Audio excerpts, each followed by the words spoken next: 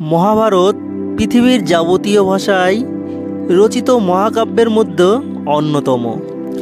শ্রেষ্ঠতম বললেও অতিবেগ হয় না।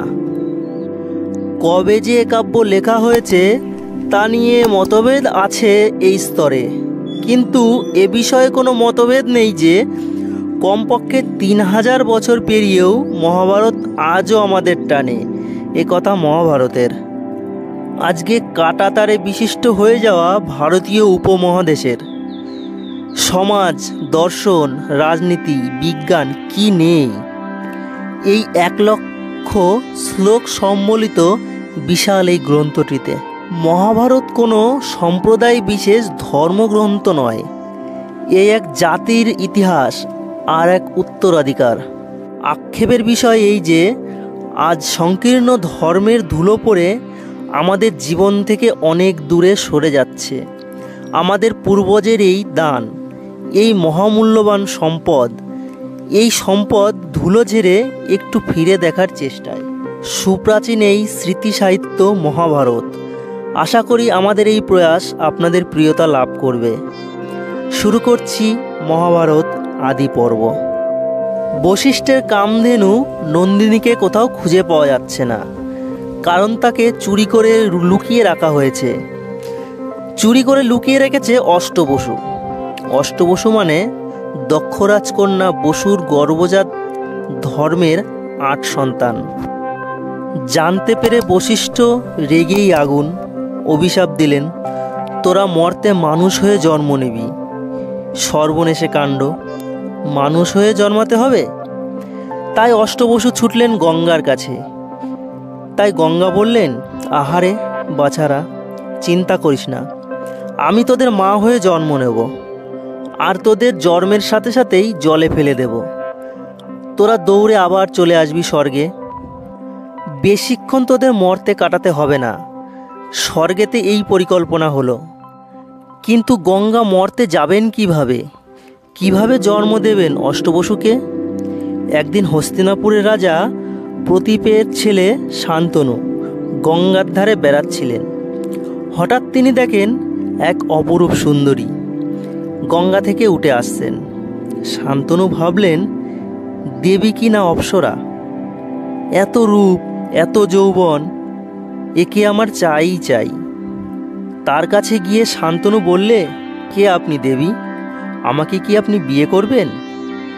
শান্তনুর গলায় আহুতি, চোখে তৃষ্ণার্ত মুহূর্ত।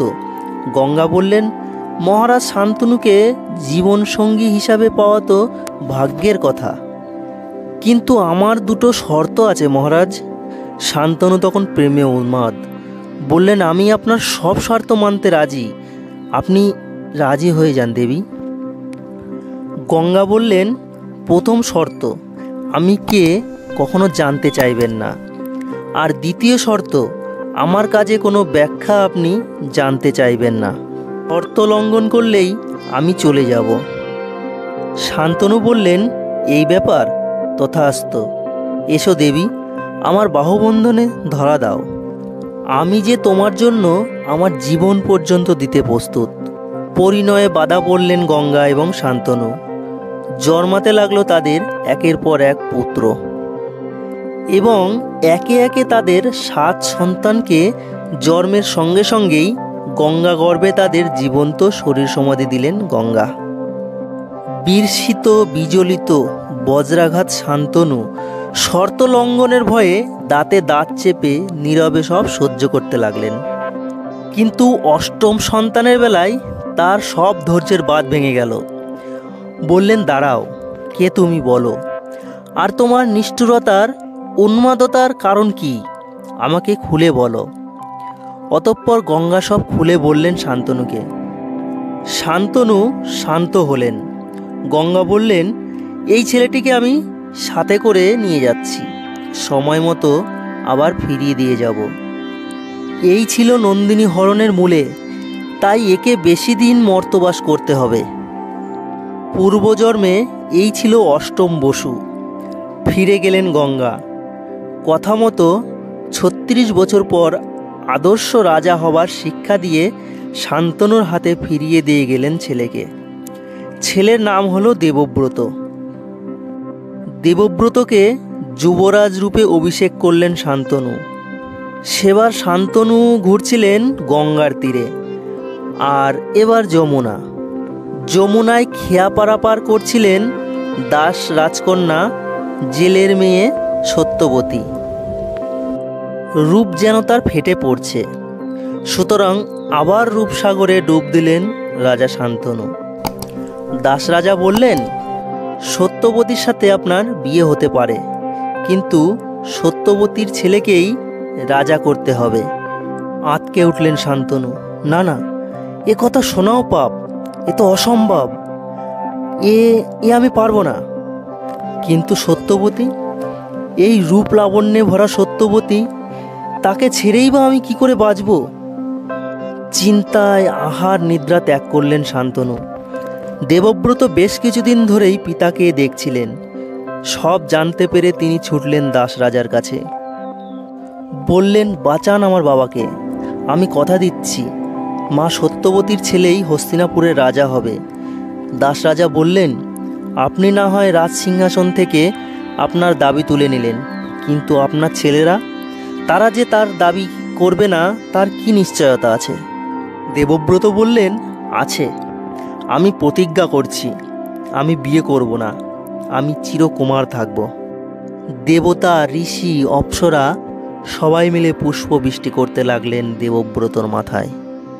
এ যে ভীষণ প্রতিজ্ঞা, আর প্রতিজ্ঞায় যিনি ভীষণ তারই নাম তো ভীষ্ম, কাজেই এখন থেকে এর নাম হোক ভীষ্ম। পিতার জন্য এত বড় ত্যাগ শান্তনু ভাবতে পারলেন না। তিনি মুগ্ধ হয়ে গেলেন। বললেন, আমি তোমায় বর দিচ্ছি পুত্র, তোমার ইচ্ছা মৃত্যু হবে। সত্যবতীকে পেলেন শান্তনু। সত্যবতীর গর্ভে তার দুই পুত্র হলেন, চিত্রাঙ্গদ আর বিচিত্রবীজ। কিন্তু ছেলেরা বড় হওয়ার আগেই মারা গেলেন শান্তনু। তবে রাজার অবর্তমানে হস্তিনাপুরের কোনো অনিষ্ট হলো না, কারণ হস্তিনাপুরের দ্বারে দাঁড়িয়েছিলেন ভীষ্ম। ছেলেরা বড় হলেন। চিত্রাঙ্গদের মাথায় রাজমুকুট পরিয়ে দিলেন স্বয়ং ভীষ্ম, যার নিজেরই আজ সেই মুটুক পরার কথা ছিল। একেই বলে অদিষ্টের পরিহাস। কিন্তু হস্তিনাপুরের রাজ সিংহাসন বেশি দিন পেলেন না চিত্রাঙ্গদ ওই চিত্রাঙ্গদ নামেরই এক গন্ধর্ব রাজার সঙ্গে যুদ্ধ করতে গিয়ে অকালে মারা গেলেন। তখন বিচিত্রবীর্য নেহাতি নাবালক, কাজেই ভীষ্মই বিচিত্রবীর্যের অভিভাবক হিসেবে রাজকার্য দেখাশোনা করতে লাগলেন। প্রাপ্তবয়স্ক হলেই বিচিত্রবীর্যই রাজা হবেন। ধীরে ধীরে বড় হলেন বিচিত্রবীর্য। এবার তো রাজার বিয়ে দিতে হয়। বরদা ভীষ্ম কাশীরাজের 3 পরমা সুন্দরী মেয়ে অম্বা, অম্বিকা আর অম্বলিকাকে স্বয়ংবর সভাকে থেকে জোর করে তুলে নিয়ে আসলেন। উদ্দেশ্য, ছোট ভাইয়ের সাথে বিয়ে দেবেন। বাদ সাধলেন অম্বা। শল্যরাজকে মনে মনে প্রতিরূপে বরণ করেছিলেন, কিন্তু এখন ভীষ্মকে দেখে শল্যরাজকে ভুলে গেলেন। প্রেম নিবেদন করলেন ভীষ্মকে। ভীষ্ম চমকে উঠলেন, এ অসম্ভব প্রস্তাব, আমি যে চিরকুমার। বোঝানোর চেষ্টা করলেন অম্বাকে। প্রত্যক্ষতা হয়ে বিশ্বকে অভিশাপ দিলেন, অম্বা, তুমি আমাকে মৃত্যুর দিকে ঠেলে দিচ্ছ। আমি অভিশাপ দিচ্ছি, আমি আগামী জন্মে তোমার মৃত্যুর কারণ হব। তারপর আগুনে আত্মাহুতি দিলেন অম্বা। পরের জন্মে তিনি জন্মাবে শ্রীখণ্ডী হয়ে, এবং তিনি ভীষ্মের মৃত্যুর কারণ হবেন। সেই মৃত্যু ভীষ্মের ইচ্ছা মৃত্যুই হবে, কারণ পিতা যে তাকে বর দিয়েছিলেন। তো শেষ পর্যন্ত 2 রূপসী কন্যাকে নিয়ে গেলেন রাজ্যে, বিয়ে দিলেন। 2 রূপসী স্ত্রীকে নিয়ে ভোগে মেতে রইলেন বিচিত্রবীর্য। দাদা চিত্রাঙ্গদের মতোই অকালে নিঃসন্তান অবস্থায় প্রাণ হারালেন। সত্যবতীর 2 ছেলে অকালে ঝরে পড়ল, রেখে গেল না কোনো উত্তরাধিকার। তবে এবার কি হবে হস্তিনাপুরের? কে আগলাবে হস্তিনাপুরের সিংহাসন? বংশরক্ষা হবে কিভাবে? অগত্যা সত্যবতীর অনুরোধে তারই কানের পুত্র মানে কুমারী অবস্থার পুত্র ব্যাসদেব, অম্বিকার গর্ভে ধৃতরাষ্ট্র, অম্বলিকার গর্ভে পাণ্ডু আর রাজবাড়ির এক দাসীর গর্ভে বিদুরের জন্ম দিলেন। ধৃতরাষ্ট্র ছিলেন জন্ম অন্ধ, তাই তিনি রাজা হতে পারলেন না। রাজা হলেন পাণ্ডু। তার গায়ের রং ছিলেন পাণ্ডু অর্থাৎ হলুদ, তাই তার নাম পাণ্ডু। বিদুর ছিলেন খুবই ন্যায়পরায়ণ, সবসময় সৎ বুদ্ধি এবং সৎ পরামর্শ দিতেন, অন্যায়ের প্রতিবাদ করতেন, মহাধার্মিক ছিলেন তিনি। ধৃতরাষ্ট্রের সাথে বিয়ে হলো গান্ধার রাজ সুবলের মেয়ে গান্ধারীর। গান্ধারী ত্যাগের তুলনা হয় না। স্বামী জন্মন্ধ বলে সারা জীবন এক কাপড় দিয়ে চোখ বেঁধে রাখতেন। অসাধারণ বিদুষী ছিলেন তিনি। ব্যাসদেব গান্ধারীকে বর দিয়েছিলেন, তুমি শতপুত্রের জননী হবে মা। গান্ধারীর গর্ভে ধৃতরাষ্ট্রের 100 ছেলে আর একটি মেয়ে হলো। ছেলেদের নাম দুর্যোধন, দুঃশাসন, বিকর্ণ। মেয়েটির নাম দুর্শলা। গান্ধারী গর্ভবতী থাকাকালীন সৌগলী নামে এক বৈশ্যা দাসী ধৃতরাষ্ট্রের পরিচর্যা করতেন। সৌগলীর গর্ভে ধৃতরাষ্ট্রের দুর্লিপ্ত নামে এক পুত্র সন্তান হয়। সে ছিল খুবই ধর্মপরায়ণ। কুরুক্ষেত্রে যুদ্ধে দুর্লিপ্ত যোগ দিয়েছিলেন পাণ্ডবদের পক্ষে। যুদ্ধের শেষে ধৃতরাষ্ট্রের ছেলেদের মধ্যে তিনিই একমাত্র বেঁচেছিলেন। ধৃতরাষ্ট্রের ভাই পালিকের কন্যা ছিলেন কুন্তী আর অদ্রিরাজ শৈল্যের বোন মাদ্রীকে। ঋষির অভিশাপে পাণ্ডু সন্তান জন্ম দিতে অক্ষম ছিলেন। পাণ্ডুর অনুরোধে কুন্তী আর মাদ্রী দেবতাদের আহ্বান জানালেন তাদের গর্ভে সন্তান উৎপাদনের জন্য।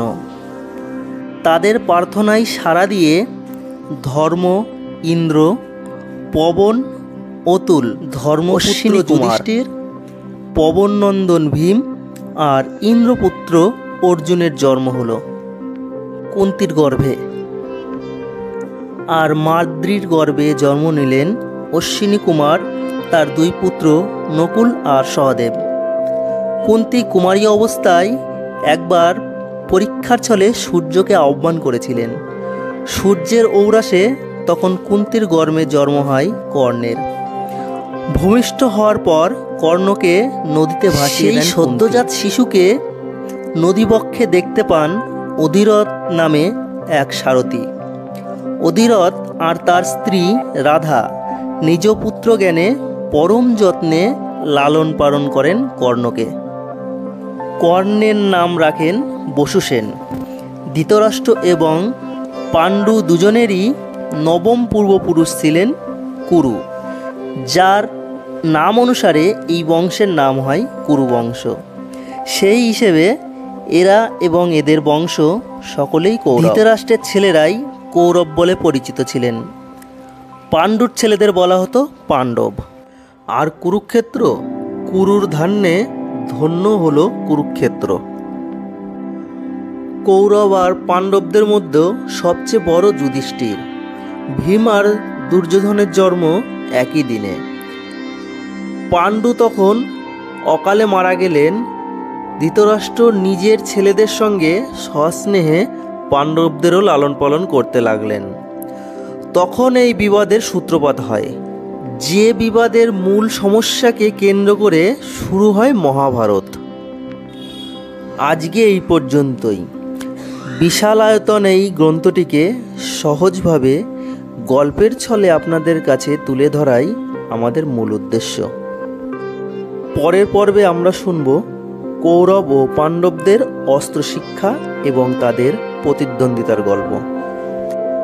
আমাদের এই উপস্থাপনা যদি আপনাদের ভালো লাগে তাহলে কমেন্ট করে শেয়ার করে দেবেন বন্ধুদের সাথে এবং একটা সাবস্ক্রাইব করতে ভুলবেন না। ধন্যবাদ।